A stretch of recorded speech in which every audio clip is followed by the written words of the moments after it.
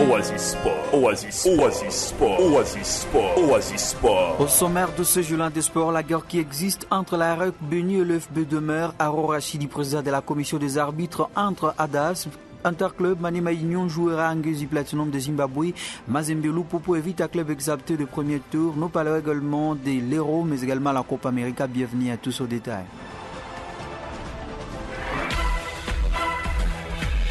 Les vraies infos sportives, les sports. Du football, basketball, arts martiaux, sport mécanique, c'est sur Oasis Congo. Oasis Congo, le sport, dans toutes ses formes. Remia Soumaïli, le Perse Sebimois. La formation des officiels de match organisée par la représentation des étudiants du Congo, section Béni, REC, ASIC, est au cœur d'une mésentente entre la tente urbaine de football de Béni FB et la REC Béni. Après la sortie médiatique du secrétaire exécutif de l'EFB, Jacques Lissassi, qui avait expliqué que cette formation n'est pas conforme aux exigences du football, puis la réplique directe du ministre des Sports de la REC, Béni Sobrikenda Kenda, le président de la commission des arbitres de la ville de Béni, Aro Rachidi, se plonge à ce tour d'ACDL. Pour lui, cette formation est qualifiée d'aventure car les instructeurs connus par la FECOFA ne sont pas informés, moins encore les stades fêtières du football bénitien.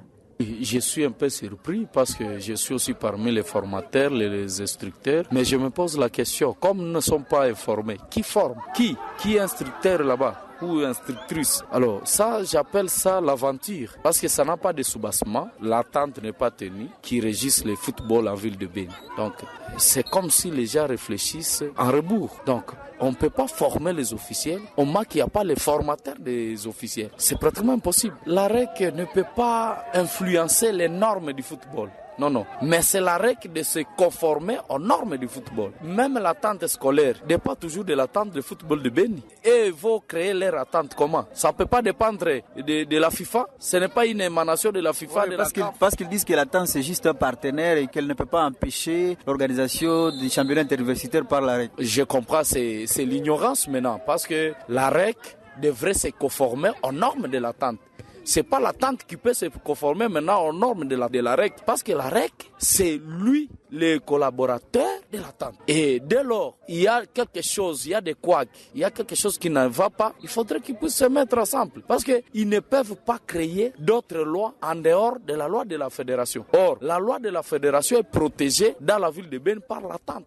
Par ailleurs, Aro Rachidi, le patron des orbites de la région de Béni, encourage les étudiants qui participent à la formation de la REC Béni et les appelle à venir s'inscrire à l'EFB pour subir une formation reconnue par les instances du football du pays. Je suis en train de les décourager et les encourager de venir chez nous. Dans quelques matins, ici, on va lancer la formation de tous les officiels qui sont officiels, même s'il est à Goma, même s'il est à Butembo, même s'il est à Kinshasa, qu'il soit reconnu comme officiel. Mais ce qu'ils sont en train de faire là, c'est... Bon, je manque si je peux les qualifier comme les étudiants, c'est l'avenir de demain, sont des cadres. Avant de décider sur quelque chose, il faut réfléchir. C'est pas vous réveiller avec vos décisions banales, sans demander même conseil, vous faites ce que vous voulez.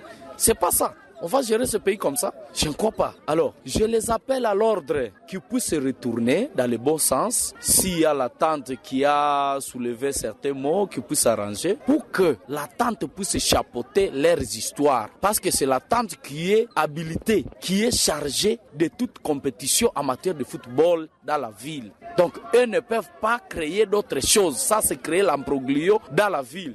Reste à voir si la REC Béni tiendra compte du message du président de la commission des arbitres de la ville de Béni. Au cours du tirage au sort qui a eu lieu ce jeudi 11 juillet, que les représentants congolais engagés aux interclubs se sont fixés de leur avenir aux interclubs de la CAF pour la Ligue des Champions. L'association sportive Maniema Union jouera le premier tour face à l'équipe de Ngezi Platinum du Zimbabwe. Mazembe Exapte du premier tour jouera le vainqueur de la double confrontation entre Big Bull du Malawi, Red Array de la Zambie. À Coupe de la Confédération, le 60 Popo se mesurera au vainqueur du match Bravo d'Angola contre Coastal Union de la Tanzanie, alors que l'AS Vita Club attend les tompeurs de Hotspurs FC de Swatini et Stoloït FC de l'Afrique du Sud. Cette édition regroupe 59 clubs de 48 pays africains engagés pour la Ligue des Champions de la CAF et 52 équipes de 41 pays pour la Coupe de la Confédération. Selon le calendrier de la CAF, le match aller aura lieu entre le 13 et le 15 septembre et retour entre le 20 et 22 septembre 2024. Sur le plan international, l'affiche de la finale de l'Euro 2024 est désormais connue. L'Espagne qui a éliminé la France des buts à 1 affrontera l'Angleterre qui se débarrassait des Pays-Bas des contre 1 mercredi soir. À 3 jours du choc, le sélectionneur espagnol Luis de la Fuente a confié son enthousiasme en conférence de presse. Il y a de l'excitation à l'idée d'affronter un adversaire très important avec des grands joueurs. Ce sont deux équipes à très bonne forme et tout porte à croire que ce sera un grand spectacle pour le spectateur. Nous avons des styles assez différents, mais l'Angleterre est une équipe physique avec des joueurs qui aiment les espaces. Nous allons essayer d'imposer notre style, d'avoir la possession des balles, bien que nous ayons aussi la possibilité de jouer à contre-attaque, a développé l'entraîneur ibérique. L'Espagne pourrait remettre la main sur ce titre pour la première fois depuis le tournoi disputé à Pologne et en Ukraine à 2012. C'est du centre. Depuis le début du tournoi, l'Uruguay quitte la Copa América aux portes de la finale. La Céleste de Marcelo Bielsa s'est inclinée face à la Colombie 0-1 la nuit dernière à demi-finale. Dans un match très entasse, marqué par de nombreux duels, l'Orma a inscrit l'unique but à reprenant de la tête à corner de Nies Rodriguez à la 39e minute. Malgré l'expulsion du latéral droit colombien Daniel Munoz avant la pause, les Uruguayens n'ont pas profité de leur supériorité numérique pour revenir au score. Luis Suarez a trouvé le poteau sur une frappe qui partait à pleine lucarne, puis une tentative de Valverde à frôler le montant 23 ans après son Celtic Sud à l'épreuve. La Colombie retrouve la finale de la Copa América et affrontera l'Argentine, le champion du monde et tenant du titre tempère du Canada la veille des contre 0. Ainsi s'achève ce journal des sports. Merci de nous avoir auditionnés. Merci d'avoir écouté ce journal. Vous pouvez le réécouter en visitant notre site internet www.radiooasis.cd. Jeune, ton avenir est plein d'espoir, mais une seconde de plaisir sexuel